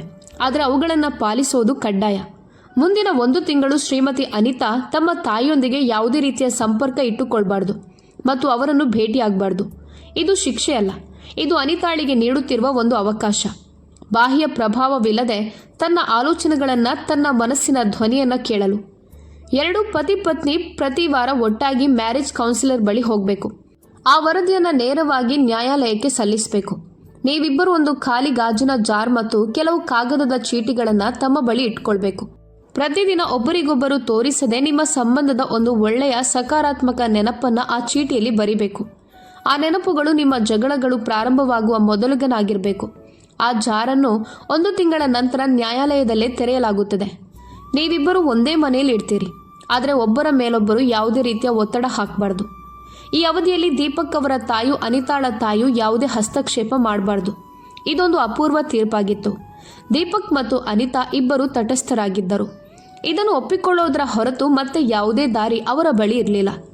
ಆರಂಭದ ದಿನಗಳು ಬಹಳ ವಿಚಿತ್ರವಾಗಿಯೂ ಕಷ್ಟಕರವಾಗಿಯೂ ಇತ್ತು. ಆ ಮನೆ ಈಗ ಮನೆಯಲ್ಲ, ಒಂದು ಮೌನ ಯುದ್ಧಭೂಮಿ ಅಂತಿತ್ತು. ಅನಿತಾಳಿಗೆ ತಾಯಿಯೊಂದಿಗೆ ಮಾತನಾಡದೆ 1 ದಿನ ಕಳೆಯುವುದು ಪರ್ವತ ಹತ್ತಿದಂತೆ ಅನ್ನಿಸಿತು. ಮತ್ತೆ ಮತ್ತೆ ಫೋನ್ ಎತ್ತಬೇಕೆಂಬ ಆಸೆ ಬರ್ತಿತ್ತು. ಆದರೆ ನ್ಯಾಯಾಲಯದ ಆದೇಶ ತಡೆಯುತ್ತಿತ್ತು. ದಿನದಲ್ಲಿ 100 ಬಾರಿ ಇಬ್ಬರ ಕಣ್ಣುಗಳು ಭೇಟಿಯಾಗ್ತಿತ್ತು. ಮತ್ತೆ ಅಪರಿಚಿತರಂತೆ ಮುಖ ತಿರುಗಿಸಿಕೊಳ್ಳುತ್ತಿದ್ದರು. ರಾತ್ರಿ ಸಂಪೂರ್ಣ ನಗರ ನಿದ್ರಿಸಿದಾಗ ಅವರೊಳಗಿನ ಬಿರುಗಾಳಿ ಎಚ್ಚರವಾಗಿರ್ತಿತ್ತು. ಅವರು ಮೌನವಾಗಿ ತಮ್ಮ ತಮ್ಮ ಚೀಟಿಗಳನ್ನು ಬರೆಯುತ್ತಿದ್ದರು. ಆ ಚೀಟಿಗಳಲ್ಲಿ ಏನಿತ್ತು ಅದು ಅವರಿಗೆ ಮಾತ್ರ ಗೊತ್ತು. ಮೊದಲ ಕೌನ್ಸಿಲಿಂಗ್ ಸೆಷನ್ ಒಂದು ಬಿರುಗಾಳಿ ಅಂತಿತ್ತು. ಇಬ್ಬರು ಸಂಪೂರ್ಣ ಕೋಪವನ್ನು, ಸಂಪೂರ್ಣ ಭಾರವನ್ನು ಹೊರಹಾಕಿದ್ರು. ಕೌನ್ಸಿಲರ್ ಯಾರನ್ನೂ ಸರಿ ತಪ್ಪು ಅಂತ ತೀರ್ಮಾನಿಸಲಿಲ್ಲ, ಕೇವಲ ಕೇಳಿದ್ರು. ಮುಂದಿನ ಸೆಷನ್ನಲ್ಲಿ ಅವರು ಒಬ್ಬರ ದೃಷ್ಟಿಕೋನವನ್ನು ಒಬ್ಬರು ಅರ್ಥ ಮಾಡಿಕೊಳ್ಳಲು ಆರಂಭಿಸಿದ್ರು. ಅನಿತಾಳಿಗೆ ಮೊದಲ ಬಾರಿಗೆ ಅರಿವಾಯಿತು. ತಾಯಿ ಮಾಡುತ್ತಿದ್ದ ಅತಿಯಾದ ಹಸ್ತಕ್ಷೇಪವನ್ನು ಅವಳು ಪ್ರೀತಿಯ ಅಮೃತ ಅಂತ ಭಾವಿಸಿದ್ದಳು. ಆದರೆ ಅದು ವಾಸ್ತವದಲ್ಲಿ ಅವಳ ವೈವಾಹಿಕ ಜೀವನಕ್ಕೆ ಒಂದು ಸಿಹಿ ವಿಷವಾಗಿತ್ತು. ಅದೇ ರೀತಿ ದೀಪಕ್ಗೆ ತಿಳಿಯಿತು. ಅನಿತಾ ತನ್ನ ತಾಯಿಯ ಮೇಲೆ ಎಷ್ಟು ಅವಲಂಬಿತಳಾಗಿದ್ದಳು ಮತ್ತು ಹೊಸ ಪರಿಸರದಲ್ಲಿ ಅವಳಿಗೆ ಎಷ್ಟು ಬೆಂಬಲ ಬೇಕಿತ್ತು ಎಂಬುದು. ಒಂದು ರಾತ್ರಿ ಚೀಟಿಯಲ್ಲಿ ಏನೋ ಬರೆಯುತ್ತಾ ದೀಪಕ್ ಕಣ್ಣಿಂದ ಒಂದು ಕಣ್ಣೀರು ಜಾರಿ ಆ ಕಾಗದದ ಮೇಲೆ ಬಿದ್ದಿತು. ತಕ್ಷಣ ಒರೆಸಿಕೊಂಡ. ಚೀಟಿಯನ್ನು ಮಡಚಿ ಜಾರಿಗೆ ಹಾಕಿಬಿಟ್ಟ. ಅದೇ ಸಮಯದಲ್ಲಿ ಅನಿತಾ ಕೂಡ ಒಂದು ಚೀಟಿಯನ್ನು ಬರೆಯುತ್ತಿದ್ದಳು. ಅನೇಕ ಹಳೆಯ ನೆನಪುಗಳು ಒಟ್ಟಿಗೆ ಅವಳ ಮನಸ್ಸಿನಲ್ಲಿ ಅಲೆಯುತ್ತಿದ್ದವು. ನಾವು ಹೇಗಿದ್ದೆವು ಮತ್ತು ನಾವು ಏನಾಗಿ ಬಿಟ್ಟೆವು. ನಾನು ತಾಯಿಯ ಭುಜದ ಮೇಲೆ ಅತ್ತು ಕಳೆಯುತ್ತಿದ್ದ ಸಮಯದ ಅರ್ಧ ಭಾಗವನ್ನಾದರೂ ನನ್ನ ಗಂಡನ ಕೈ ಹಿಡಿದು ಕಳೆಯುತ್ತಿದ್ದರೆ ಬಹುಶಃ ನಮಗೆ ಎಂದಿಗೂ ಕೋರ್ಟ್ನ ಮೆಟ್ಟಿಲೇ ಏರ್ಬೇಕಾಗಿರಲಿಲ್ಲ. ಆಲೋಚನೆಗಳಲ್ಲಿ ಅವಳ ಕೈ ನಡುಗುತ್ತಿತ್ತು. ಪತ್ರವನ್ನು ಎದೆಯೊಡನೆ ಅಪ್ಪಿಕೊಂಡು ಅನಿತಾ ಬಹಳ ಸಮಯ ಅತ್ತಳು. ಇಬ್ಬರು ಒಳಗೊಳಗೆ ತಡಕಾಡುತ್ತಿದ್ದರು. ಓಡಿ ಹೋಗಿ ಒಬ್ಬರ ಬಳಿಗೆ ಒಬ್ಬರು ತಲುಪಬೇಕು ಎಂದು ಬಯಸುತ್ತಿದ್ದರು. ಅಪ್ಪಿಕೊಂಡು ತಪ್ಪಾಯಿತು ಅಂತ ಹೇಳಬೇಕು ಅಂತ ಮನಸ್ಸು ಮಾಡ್ತಿದ್ರು. ಆದರೆ ಅವರಿಬ್ಬರ ನಡುವೆ ಅಹಂಕಾರದ ಒಂದು ಅದೃಶ್ಯ ಗೋಡೆ ನಿಂತಿತ್ತು. ಅನಿತಾ ಯೋಚಿಸುತ್ತಿದ್ದಳು, ಮೊದಲು ನಾನು ಮುಂದಾಗಬೇಕು. ದೀಪಕ್ ಯೋಚಿಸುತ್ತಿದ್ದನು, ಎಲ್ಲ ಆರೋಪಗಳು ನನ್ನ ಮೇಲೆ ಬಂದಿವೆ, ಒಮ್ಮೆ ಅವಳೇ ಕ್ಷಮೆ ಕೇಳಲಿ. ಇದು ಪ್ರೀತಿಯೂ ಸ್ವಾಭಿಮಾನವೂ ನಡುವೆ ನಡೆದ ಯುದ್ಧ. ಅಲ್ಲಿ ಇಬ್ಬರು ಸೋಲುತ್ತಿದ್ದರು. ಒಂದೇ ಛಾವಣಿಯ ಕೆಳಗೆ ಇದ್ದರೂ ಒಬ್ಬರ ಧ್ವನಿಯನ್ನ ಕೇಳಲು ಇಬ್ಬರು ಕಾತುರರಾಗಿದ್ದರು. ದಿನಗಳನ್ನು ಎಣಿಸುತ್ತಾ ಆ 1 ತಿಂಗಳು ಕಳೆಯಿತು. ನಿಶ್ಶಬ್ದ ಇನ್ನಷ್ಟು ಆಳವಾದುದು, ಇನ್ನಷ್ಟು ನೋವಿನದ್ದಾಯಿತು. ಸೂಕ್ಷ್ಮವಾಗಿ 1 ತಿಂಗಳ ನಂತರ ಅದೇ ಫ್ಯಾಮಿಲಿ ಕೋರ್ಟ್ ರೂಮಿನಲ್ಲಿ ಒಂದು ವಿಚಿತ್ರ ಮೌನ ಆವರಿಸಿತು. ದೀಪಕ್ ಮತ್ತು ಅನಿತಾ ಒಬ್ಬರ ಎದುರು ಒಬ್ಬರು ನಿಂತಿದ್ದರು. ಅವರ ನಡುವೆ ಆ ಗಾಜಿನ ಜಾರಿತ್ತು. ಈಗ ಪತ್ರಗಳಿಂದ ತುಂಬಿ ತುಳುಕುತ್ತಿತ್ತು. ಆ 30 ದಿನಗಳ ಹೇಳದೆ ಉಳಿದ ನೆನಪುಗಳ ಮೌನ ಸಾಕ್ಷಿಯದು. ನ್ಯಾಯಾಧೀಶರು ಇಬ್ಬರನ್ನು ನೋಡಿದ್ರು. ಏನಾದರೂ ಯೋಚಿಸಿದ್ದೀರಾ? ಇಬ್ಬರು ಮೌನ. ಇಬ್ಬರ ಕಣ್ಣಲ್ಲೂ ನಿರೀಕ್ಷೆ. ಬಹುಶಃ ಎದುರಿನವನು ಮೊದಲು ಮಾತಾಡಬಹುದು ಎಂಬ ನಿರೀಕ್ಷೆ. ಆದರೆ ಅಹಂಕಾರ ಭಾರೀ ಶಿಲೆಯಂತೆ ಮಾರ್ಗ ತಡೆದಿತ್ತು. ನ್ಯಾಯಾಧೀಶರು ಸೌಮ್ಯವಾಗಿ ನಗುತ್ತಿದ್ದರು. ತೀರ್ಮಾನ ಇನ್ನೂ ಕಷ್ಟವಾಗಿರುವಂತೆ ಕಾಣುತ್ತದೆ. ಮೊದಲು ಈ ಜಾರನ್ನ ತೆರೆಯೋಣ. ನಿಮ್ಮ ಸಂಬಂಧದ ಅತ್ಯಂತ ಸತ್ಯವಾದ ಸಾಕ್ಷ್ಯ ಇದರಲ್ಲಿದೆ. ದೀಪಕ್ ಅನಿತಾ ಬರೆದಿರುವ ಒಂದು ಪತ್ರವನ್ನ ತೆಗೆದು ಎಲ್ಲರ ಮುಂದೆ ಓದಿ. ದೀಪಕ್ ನಡುಗುವ ಕೈಗಳಿಂದ ಒಂದು ಪತ್ರ ತೆಗೆದನು. ತೆರೆದ ಕ್ಷಣದಲ್ಲೇ ಅವನ ಕಣ್ಣುಗಳು ಒಂದು ಕ್ಷಣ ಸ್ಥಗಿತಗೊಂಡವು. ಅವನ ಧ್ವನಿ ಅಚಾನಕ್ ಗಟ್ಟಿಯಾಗಿ ಬಿಟ್ಟಿತು. ಅವನು ಓದಲು ಆರಂಭಿಸಿದನು. ಮದುವೆಯ ನಂತರ ನಾನು ಅಪ್ಪ ಅಮ್ಮನ ನೆನಪಿನಲ್ಲಿ ದುಃಖವಾಗಿ ಕುಳಿತಿದ್ದಾಗ ನೀನು ನನ್ನ ಇಷ್ಟದ ಖಾರದ ಗೋಲ್ಗಪ್ಪಗಳನ್ನು ತಂದುಕೊಟ್ಟಿದ್ದೆ. ಮನಸ್ಸು ಇನ್ನೂ ಭಾರವಾಗಿದ್ದರಿಂದ ನನ್ನನ್ನು ನಗಿಸಲು ನೀನು ಜೋಕ್ಸ್ ಹೇಳಲು ಶುರು ಮಾಡಿದ್ದೆ. ನಿಜ ಹೇಳಬೇಕಂದ್ರೆ ಅದಕ್ಕಿಂತ ಕೆಟ್ಟ ಜೋಕ್ಸ್ಗಳನ್ನು ನಾನು ಜೀವನದಲ್ಲಿ ಕೇಳೇ ಇಲ್ಲ. ಇಷ್ಟೇ ಓದಿದಾಗ ಕೋರ್ಟ್ನಲ್ಲಿ ಕೆಲವರ ಮುಖದಲ್ಲಿ ನಗು ಮೂಡಿತು. ಆದರೆ ದೀಪಕ್ನ ಕಣ್ಣುಗಳು ತುಂಬಿ ಬಂದವು. ಅವನು ಮುಂದುವರೆಸಿದನು. ಆದರೆ ನಿನ್ನ ಮುಖ ನೋಡಿದಾಗ ದೊಡ್ಡ ದೊಡ್ಡ ಕಟ್ಟಡಗಳನ್ನು ನಿರ್ಮಿಸುವ ಒಬ್ಬ ಸಿವಿಲ್ ಇಂಜಿನಿಯರ್ ಒಬ್ಬ ಚಿಕ್ಕ ಮುಗ್ಧ ಮಗುವಿನಂತೆ ನನ್ನನ್ನು ನಗಿಸಲು ಸಂಪೂರ್ಣ ಪ್ರಯತ್ನ ಮಾಡುತ್ತಿದ್ದನು. ನಾನು ನಿನ್ನ ಜೋಕ್ಸ್ಗಳಿಗೆ ಅಲ್ಲ, ಆ ಮುಗ್ಧತೆಯನ್ನು ನೋಡಿಕೊಂಡು ಅತ್ತು ನಗುತ್ತಿದ್ದೆ. ನೀನೆಷ್ಟು ಒಳ್ಳೆಯವನು ದೀಪಕ್. ಇಲ್ಲಿ ದೀಪಕ್ನ ಧ್ವನಿ ಮುರಿದು ಹೋಯಿತು. ಪತ್ರ ಅವನ ಕೈಯಲ್ಲಿ ನಡುಗುತ್ತಿತ್ತು. ನ್ಯಾಯಾಧೀಶರು ಹೇಳಿದ್ರು, ಅನಿತಾ, ಈಗ ನೀವು ದೀಪಕ್ ಬರೆದಿರುವ ಒಂದು ಪತ್ರವನ್ನ ಓದಿರಿ. ಅನಿತಾ ಒಂದು ಪತ್ರ ತೆಗೆದುಕೊಂಡಳು. ತೆರೆದ ತಕ್ಷಣ ಅವಳ ಉಸಿರು ನಿಂತಂತಾಯಿತು. ಅವಳು ಓದಿದಳು. ಅನಿತಾ, ನನ್ನ ಪ್ರಮೋಷನ್ ಪಾರ್ಟಿಯಲ್ಲಿ ಒಬ್ಬ ಸಂಬಂಧಿಕ ನನ್ನನ್ನು ಹಾಸ್ಯ ಮಾಡಿದ್ದನ್ನ ನನಗೆ ನೆನಪಿದೆ. ಆಗ ನೀನು ಎಲ್ಲರ ಮುಂದೆ ನನ್ನ ಕೈ ಹಿಡಿದು ಹೇಳಿದ್ದೆ, ನನಗೆ ನನ್ನ ಗಂಡನ ಮೇಲೆ ಹೆಮ್ಮೆ ಇದೆ. ಆ ದಿನ ನೀನು ನನ್ನನ್ನು ಜಗತ್ತಿನ ಅತ್ಯಂತ ಬಲಿಷ್ಠ ವ್ಯಕ್ತಿಯನ್ನಾಗಿ ಮಾಡಿದ್ದೆ. ಆ ದಿನ ನನಗೆ ಖಚಿತವಾಯಿತು, ಪೂರ್ಣ ಜಗತ್ತೇ ನನ್ನ ವಿರುದ್ಧ ನಿಂತರೂ ನೀನು ನನ್ನ ಕೈ ಬಿಡೋದಿಲ್ಲ. ಅನಿತಾಳ ಕಣ್ಣುಗಳಿಂದ ಈಗ ಕಣ್ಣೀರಲ್ಲ, ಹರಿವು ಹರಿಯುತ್ತಿತ್ತು. ಒಮ್ಮೆ ತನ್ನ ಶಕ್ತಿಯೆಂದು ಹೆಮ್ಮೆಪಟ್ಟ ಅದೇ ಗಂಡನ ಮೇಲೆ ಅವಳು ಎಲ್ಲರ ಮುಂದೆ ಆರೋಪ ಹೊರಿಸಿದ್ದನ್ನ ಅವಳು ನೆನಪಿಸಿಕೊಂಡಳು. ನ್ಯಾಯಾಧೀಶರು ಮತ್ತಷ್ಟು ಗಂಭೀರವಾಗಿ ಹೇಳಿದ್ರು, ಇನ್ನೊಂದು ಪತ್ರ ದೀಪಕ್, ನೀವು ಓದಿರಿ. ದೀಪಕ್ ಪತ್ರ ತೆಗೆದುಕೊಂಡನು. ಓದಿದ ಕ್ಷಣದಲ್ಲೇ ಅವನು ಜೋರಾಗಿ ಅತ್ತು ಬಿಟ್ಟನು. ದೀಪಕ್, ಮದುವೆ ನಂತರ ನಾನು ಮೊದಲ ಬಾರಿ ಅಡುಗೆ ಮಾಡಿದ ದಿನ ನೆನಪಿದ್ಯಾ? ಎಲ್ಲವೂ ಸುಟ್ಟು ಹೋಗಿತ್ತು. ಅಪಮಾನದಿಂದ ನಾನು ಅತ್ತೆ. ಆದರೆ ನೀನು ಪೂರ್ಣ ಸುಟ್ಟ ಆಹಾರವನ್ನೇ ನಗುತ್ತಾ ತಿಂದೆ ಮತ್ತು ಹೇಳಿದ್ದೆ, ಇಂದಿನಿಂದ ಇದು ನನ್ನ ಫೇವ್ರೆಟ್ ಡಿಶ್ ಅಂತ. ಆ ದಿನ ನನಗೆ ಮೊದಲ ಬಾರಿಗೆ ಅನಿಸಿತು, ನನಗೆ ಜಗತ್ತಿನ ಅತ್ಯುತ್ತಮ ಗಂಡ ಸಿಕ್ಕಿದ್ದಾನೆ. ನಾನು ಎಷ್ಟೇ ತಪ್ಪು ಮಾಡಿದ್ರೂ ನಿನ್ನ ಕಣ್ಣಲ್ಲಿ ನಾನು ಪರ್ಫೆಕ್ಟ್. ದೀಪಕ್ ನಿಲ್ಲಲಾರದೆ ಕಟಕಟೆಯ ಆಸರೆಯೊಂದಿಗೆ ಹಿಡಿದು ಅತ್ತನು. ನ್ಯಾಯಾಧೀಶರು ಅನಿತಾಳ ಕಡೆ ನೋಡಿದರು. ಅವಳ ಸ್ಥಿತಿ ಇನ್ನೂ ಭೀಕರವಾಗಿತ್ತು. ಅನಿತಾ, ಮುಂದಿನ ಪತ್ರ. ಅನಿತಾ ಬಹಳ ಕಷ್ಟದಿಂದ ಇನ್ನೊಂದು ಪತ್ರ ತೆಗೆದುಕೊಂಡಳು. ಅದರಲ್ಲಿ ಶಾಯಿ ಸ್ವಲ್ಪ ಹರಡಿತ್ತು. ಬರೆಯುವಾಗ ಕಣ್ಣೀರು ಬಿದ್ದಿರಬೇಕು. ಅವಳು ಓದಿದಳು. ಅನಿತಾ, ನಾನು ಆಫೀಸ್ ಒತ್ತಡದಿಂದ ರಾತ್ರಿಡೀ ಎಚ್ಚರವಾಗಿ ಕುಳಿತಿದ್ದ ದಿನಗಳು ನೆನಪಿದ್ಯಾ? ನೀನು ಮೌನವಾಗಿ ನನ್ನ ಪಕ್ಕದಲ್ಲಿ ಕುಳಿತು ನನ್ನ ಕೂದಲಲ್ಲಿ ಕೈ ಹರಿಸ್ತಿದ್ದೆ. ನಾನು ದಣಿದಾಗ ಚಹಾ ಕಾಫಿ ತಂದು ಕೊಡ್ತಿದ್ದೆ. ಏನೂ ಕೇಳುತ್ತಿರಲಿಲ್ಲ. ನೀನು ನನ್ನ ಜೊತೆ ಇದ್ದೀಯೆಂಬುದನ್ನಷ್ಟೇ ತೋರಿಸಿದ್ದೆ. ಆ ರಾತ್ರಿ ನನಗೆ ಅನಿಸಿತು, ನೀನು ಜೊತೆಯಲ್ಲಿರುವವರೆಗೆ ನಾನು ಜಗತ್ತಿನ ಪ್ರತಿಯೊಂದು ಯುದ್ಧವನ್ನು ಗೆಲ್ಲಬಲ್ಲೆ. ನೀನಿಲ್ಲದೆ ನಾನು ಏನೂ ಅಲ್ಲ. ನಾನು ನಿನ್ನನ್ನು ಅತಿಯಾಗಿ ಪ್ರೀತಿಸುತ್ತೇನೆ ಮತ್ತು ಸದಾ ಪ್ರೀತಿಸುತ್ತೇನೆ. ಇಷ್ಟೇ ಓದುತ್ತಿದ್ದಂತೆ ಅನಿತಾಳ ಸಹನೆಯ ಅಣೆಕಟ್ಟು ಒಡೆದು ಹೋಯಿತು. ಪತ್ರ ಅವಳ ಕೈಯಿಂದ ಜಾರಿ ಬಿತ್ತು.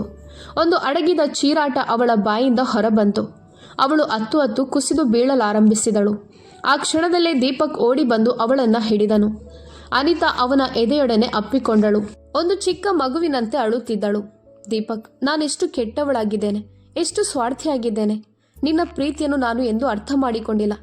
ನಿನ್ನ ಪ್ರತಿಯೊಂದು ತ್ಯಾಗವನ್ನು ನಾನು ನಿರ್ಲಕ್ಷಿಸಿದೆ. ನಾನು ದೂರುಗಳನ್ನಷ್ಟೇ ಹುಡುಕಿದೆ. ನೀನು ಸಣ್ಣ ಸಣ್ಣ ಕ್ಷಣಗಳಲ್ಲಿ ನನಗೆ ನೀಡುತ್ತಿದ್ದ ಆ ಪ್ರೀತಿಯನ್ನ ನಾನು ನೋಡಲೇ ಇಲ್ಲ. ದೀಪಕ್ ಕೂಡ ಅಳುತ್ತಿದ್ದನು. ಅವನು ಅನಿತಾಳ ಮುಖವನ್ನು ತನ್ನ ಕೈಗಳಲ್ಲಿ ಹಿಡಿದು ಅವಳ ಕಣ್ಣೀರು ಒರೆಸಿದನು. ಇಲ್ಲ ಅನಿತಾ, ನೀನು ಕೆಟ್ಟವಳಲ್ಲ. ನಾವಿಬ್ಬರೂ ಅಜ್ಞಾನಿಗಳಾಗಿದ್ದೆವು. ತಪ್ಪು ನನ್ನದೂ ಇದೆ. ನೀನು ನಿನ್ನ ಅಪ್ಪ ಅಮ್ಮನನ್ನ ಬಿಟ್ಟು ನನ್ನ ಮೇಲೆ ನಂಬಿಕೆ ಇಟ್ಟು ನನ್ನ ಜೊತೆಗೆ ಬಂದೆ. ನಾನು ಇನ್ನಷ್ಟು ಅರ್ಥ ಮಾಡಿಕೊಳ್ಬೇಕಿತ್ತು. ನಿನಗೆ ಸ್ವಲ್ಪ ಸಮಯ ಕೊಡಬೇಕಿತ್ತು. ನಿನ್ನ ಸಣ್ಣ ಸಣ್ಣ ಆಸೆಗಳನ್ನು ನಾನು ಪೂರೈಸಬಹುದಿತ್ತು. ಅವನು ಅನಿತಾಳನ್ನ ಎಷ್ಟು ಬಲವಾಗಿ ಅಪ್ಪಿಕೊಂಡನು ಎಂದರೆ ಅವಳನ್ನು ತನ್ನೊಳಗೆ ಸೇರಿಸಿಕೊಳ್ಳಬೇಕೆಂಬಂತೆ. ಅಂದು ವರ್ಷಗಳ ನಂತರ 2 ದೇಹ 1 ಜೀವ ಎಂಬ ಅರ್ಥ ಅವರಿಗೆ ನಿಜವಾಗಿ ತಿಳಿಯಿತು. ಕೋರ್ಟ್ನ ವಾತಾವರಣ ಇನ್ನಷ್ಟು ಭಾರಿಯಾಯಿತು. ಕುರ್ಚಿಯಲ್ಲಿ ಕುಳಿತವರು ತಮ್ಮ ಹರಿಯುತ್ತಿದ್ದ ಕಣ್ಣೀರನ್ನ ಮರೆಮಾಡಿಕೊಳ್ಳಲು ಪ್ರಯತ್ನಿಸುತ್ತಿದ್ದರು. ಸ್ವತಃ ನ್ಯಾಯಾಧೀಶರ ಕಣ್ಣುಗಳು ತೇವವಾಗಿದ್ದವು. ದೀಪಕ್ ಕೈ ಜೋಡಿಸಿ ಹೇಳಿದನು, ಯೋರ್ ಆನರ್, ನಮಗೆ ನಮ್ಮ ಅರ್ಜಿಯನ್ನ ಹಿಂಪಡಿಬೇಕು. ನಮಗೆ ವಿಚ್ಛೇದನ ಬೇಡ. ನ್ಯಾಯಾಧೀಶರು ನಗುತ್ತಾ ಹೇಳಿದ್ರು, ನನಗೆ ಇದೇ ನಿರೀಕ್ಷೆ ಇತ್ತು. ಮದುವೆಯ ಅರ್ಥ ಒಬ್ಬರ ತಪ್ಪುಗಳನ್ನ ಲೆಕ್ಕ ಹಾಕೋದಲ್ಲ, ಬದಲಾಗಿ ಒಬ್ಬರ ಕೊರತೆಗಳ ನಡುವೆಯೂ ಒಬ್ಬರ ಜೊತೆಗೆ ನಿಂತುಕೊಳ್ಳೋದು. ಇಂದು ನೀವಿಬ್ಬರು ನಿಮ್ಮ ಸಂಬಂಧವನ್ನಷ್ಟೇ ಉಳಿಸಿಲ್ಲ, ಜಗತ್ತಿಗೆ ಇದನ್ನ ತೋರಿಸಿದ್ದೀರಿ. ನಿಜವಾದ ಪ್ರೀತಿ ಹೃದಯದಲ್ಲಿ ಇದ್ದರೆ ಯಾವುದೇ ಗೋಡೆ ಅಷ್ಟು ಎತ್ತರವಾಗಿರೋದು, ಅದು ಕುಸಿಯದಂತೆ. ಕಣ್ಣೀರಿನಿಂದ ತೋಯ್ದ ಮುಖದೊಂದಿಗೆ ಅನಿತಾ ದೀಪಕ್ ಕಡೆ ನೋಡಿದಳು. ದೀಪಕ್, ಇಂದಿನ ನಂತರ ನಾನು ವಿಚ್ಛೇದನ ಕೇಳೋದಿಲ್ಲ, ನಿನ್ನಿಂದ ದೂರವೂ ಹೋಗೋದಿಲ್ಲ. ನಿಮ್ಮ ಅರ್ಧಾಂಗಿನಿಯಾಗಿರೋದಾಗಿ ನಾನು ವಾಗ್ದಾನ ಮಾಡುತ್ತೇನೆ. ದೀಪಕ್ ತುಂಬಿದ ಕಣ್ಣುಗಳಿಂದ ನ್ಯಾಯಾಧೀಶರ ಕಡೆ ನೋಡಿ ಕೈ ಜೋಡಿಸಿದನು. ಧನ್ಯವಾದಗಳು ಜಡ್ಜ್ ಸಾಹೇಬ್ರೆ. ನೀವು ನಮಗೆ ಕೇವಲ ನ್ಯಾಯವಲ್ಲ, ನಮ್ಮ ಜೀವನವನ್ನೇ ಮರಳಿ ಕೊಟ್ಟಿದ್ದೀರಿ. ಹಾಗಾದ್ರೆ ಸ್ನೇಹಿತರೆ, ನ್ಯಾಯಾಧೀಶರು ನೀಡಿದ ಈ ತೀರ್ಪು ನಿಮಗೆ ಸರಿ ಅನ್ನಿಸುತ್ತಿದೆಯೇ? ನಿಮ್ಮ ಅಭಿಪ್ರಾಯವನ್ನ ಕಮೆಂಟ್ ಬಾಕ್ಸ್ನಲ್ಲಿ ತಪ್ಪದೇ ಬರೆಯಿರಿ. ಮತ್ತು ನೀವು ನಮ್ಮ ಕಥೆಗಳನ್ನು ಭಾರತದ ಯಾವ ನಗರದಿಂದ ಕೇಳುತ್ತಿದ್ದೀರಿ ಎಂಬುದನ್ನು ತಿಳಿಸಿ. ವಿಡಿಯೋ ಇಷ್ಟವಾದರೆ ಲೈಕ್ ಮಾಡಿ, ಚಾನಲನ್ನು ಸಬ್ಸ್ಕ್ರೈಬ್ ಮಾಡಲು ಮರಿಬೇಡಿ. ಕಥೆಯನ್ನು ಕೊನೆಯವರೆಗೂ ಕೇಳಿದ್ದಕ್ಕಾಗಿ ತುಂಬ ಧನ್ಯವಾದಗಳು. ಆದಷ್ಟು ನಿಮ್ಮ ಸ್ನೇಹಿತರೊಂದಿಗೂ ಕಥೆಗಳನ್ನು ಹಂಚಿಕೊಳ್ಳಿ.